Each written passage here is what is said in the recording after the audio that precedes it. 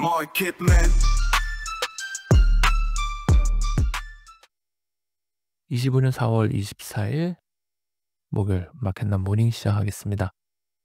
주식시장 먼저 살펴보면 코스피 전반적으로 다 상승을 하는 모습이었습니다. 코스피 1.57%, 코스닥은 1.4% 상승하는 모습을 나타냈습니다. 21선 뚫고 올라가서 61선까지, 코스피는 61선까지 올라갔네요. 대략 슬슬 조금씩 차익 실현해도 되는 과정이 아닌가라는 생각으로 봅니다. 아직 전반적으로 이게 전 고점을 다시 뚫고 올라가고 요런 거는 살짝은 가능할 것 같긴 해요. 특히 우리나라는 저평가가 많이 되었던 쪽이긴 한데 그 과정을 보려면 실물레이터를 한 번 좀 더 확인을 하고 봐야 되지 않을까. 그래서 좀 관망하는 자세로 보셔도 될 것 같다라는 생각입니다. 약간 비싸졌다라는 생각이 좀 들어요, 저는. 하지만 뭐 급하게 팔 이유는 아직은 없어 보이고 차트가 좋네요. 상승 N자 형식으로 갈 수 있는 그런 기반이 마련됐다라고 보입니다. 항생은 어제 좀 올라왔습니다. 항생이 어제 2.37% 올라왔고 여기도 이제 골든 크로스를 내야 되나요? 하여튼 그런 쪽으로 갈 것 같네요. 중국 상해도 보합권이었습니다. 상해는 보합권이었네요. 마이너스 0.1%. 그동안 상해 증시가 다른 나라에 비해서 상당히 탄탄한 모습을 보여줬고 어떤 지난 4월 초에 그런 충격이 이제 거의 다 흡수를 한 상황으로 보입니다. 그래서 여기서 추가적으로 상해가 상승하기는 조금 어렵다라는 생각을 합니다. 상해는 좀 팔아도 되는 비싼 구간에 들어왔다라고 보여요. 미국 증시, 일본 증시도 한 1.89% 올라왔습니다만 여기는 아직 갭을 메우기에는 조금 아직 여전히 먼 거리가 남아 있습니다. 이게 갭을 메울 건지 아니면은 여기까지인지는 좀 더 봐야 될 것 같아요. 확실히 우리나라, 중국 이런 쪽이 좀 차트 모양은 좋고 유럽이랑 일본, 미국 이런 쪽은 차트 모양이 그렇게 좋은 편은 아닌 그런 상황입니다.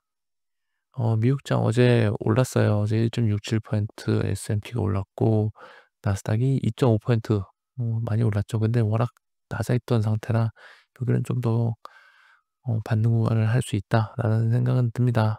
확실히 이쪽이 좀 싼 상황이긴 해요. 하지만 이게 반등을 한다고 해서 크게 반등할 수 있을지는 잘 모르겠습니다. 어느 정도 저항선이 마련이 돼 있는 그런 곳으로 보이고요. 그걸 확인하려면 실물 데이터 확인이 필요하다라는 생각입니다. 네, 원자재입니다. 어제 유가가 좀 많이 빠졌어요. 2.17% 하락을 하면서 유가가 다시 60불, 2불 요 수준으로 내려왔습니다. 유가 하락은 결국 오펙에서 이번에 원유를 증산을 하겠다 이런 얘기를 하면서 내려온 걸로 알고 있는데요. 리오라인 62불 리오라인 정도는 요 라인 중심으로 앞으로 왔다 갔다 등락을 계속 할 것 같아요. 지금 현재 상황으로는. 그러면서 상승 압력보다는 하락 압력이 조금은 더 높지만 아주 많이 하락할 수는 없다. 왜냐? BEP 때문에. 예, BEP 때문에 하락할 수는 없지만 오펙 플러스는 또 얘네들 늘려야 돼요. 왜냐하면 산유국들의 GDP가 너무 안 좋기 때문에 얘네들은 좀 올려야 됩니다. 그런 상황에서 요게 지금 충돌하면서 결국은 요 수준에서 계속 왔다 갔다 할 가능성이 크다라는 생각이고요. 금이 이제 많이 빠졌죠. 금 고점 찍은 것 같아요. 3,500이면 이제 거의 고점 찍고 의미 있게 좀 내려오는 것 같고 현재 3,300불로 한 3.4% 정도 하락을 했습니다. 그래서 3,100불, 3,200불 수준까지는 내려올 수 있지 않을까라는 생각입니다. 요 부분은 어느 정도 해소가 좀 돼야 될, 좀 셌었다, 많이 셌었고 단기 차익 실현 기회였다라고 보입니다. 은이 많이 또 올랐어요. 은도 2%, 은은 2% 올라는 모습 보였습니다. 이런 식으로 금과 은의 괴리가 좀 메어지네요. 조금씩 그런 상황이고요. BDI가 조금씩 계속 내려오고 있는 모습이에요. 요거 좀 말씀 안 드렸죠. 은근히 계속 주목을 하고 있습니다. 교역량과 좀 연결이 되는 모습이기 때문에 그렇게 알 수 있는 지표 중에 하나라고 생각을 하고 있어서 요 부분 주의 깊게 보고 있습니다. 외환시장입니다. 뭐 원하는 크게 움직이는 건 없었고요. 달러화가 99.7 까지 올라왔어요. 많이 올라왔습니다. 거의 이제 100일 수준을 봐야 된다고 말씀을 드렸었는데 고거를 향해서 달려가고 있다라는 생각이고요. 요 부분이 너무 과했죠. 너무 과하게 내려왔었어요. '이거는 좀 돌려야 된다.'라고 생각해서 현재 99.71 까지 1 약 1% 정도 달러화 지수가 올라왔다라고 생각이 되고요. 고거 연동해서 엔화 약세 보였고 유로화도 약세를 보였습니다. 그 부분들은 쪼끔 내려와야 되죠. 그래서 얘는 한 145엔 수준까지는 가야 될 것 같고 음 '유로화도 좀 내려와야 된다.'라는 생각이고요. 비트코인 93,000 9만 에서 9만 5천 레인지로 다시 복귀를 하는 건가요?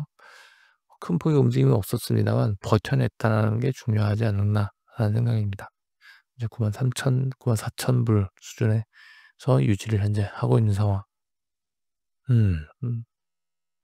S&P하고 비트코인의 상한선은 상당히 높은 수준입니다. 0.6에 가까운데 요 부분을 어떻게 해석을 해야 할지 고민을 하고 있습니다만 글쎄요. 위험자산이 여기까지 이렇게 올라갈 수 있을런지 잘 모르겠어요. '금의 후퇴가 비트코인에 영향을 미쳤다.'라고 보기엔 쪼끔 저는 동의는 하지는 않습니다. 네, 채권 시장입니다. 국고 3년 금리 0.78 소폭 올라가면서 미국장 흐름을 좀 반영을 했습니다. 우리나라 10년 2.8 bp 하락을 하네요. 이 10 년은 이제 2.6을 하회하는 상황입니다. 독일 고치가 좀 많이 올랐어요. 6.2 bp 가 올라가는 모습이었는데 제조업 PMI가 쪼끔 높게 나오면서 이런 측면들도 있는 것 같고 또 미국채 금리가 빠지면서 미국채 10년 금리 빠지면서 그동안 일부 투자자들이 유럽 쪽 채권 사고 미국채 팔았던 거 요거 약간 언와인딩하는 차익실을 하는 그런 느낌이죠. 예. 고거 느낌 나오고 있는 것 같습니다. 자, 미국채 1.5 bp 어제에 이어서 좀 장기물이 하락을 하는 모습을 보였고 2 년물이 6 bp 올랐습니다만 장중에 보시면 어마어마해요. 장중을 보시면 미국 10 년은 저점 대비해서 큰 폭으로 올랐다. 14 bp가 쭉 빠졌다가 4.3 이하로 내려갔었다가 다시 4.4 부근으로 다시 튀어 올라온 요런 모습입니다. 그래서 음 아직 완전히 이게 해결이 된 건 아닌 거 여전히 취약한 미국채 시장이고요.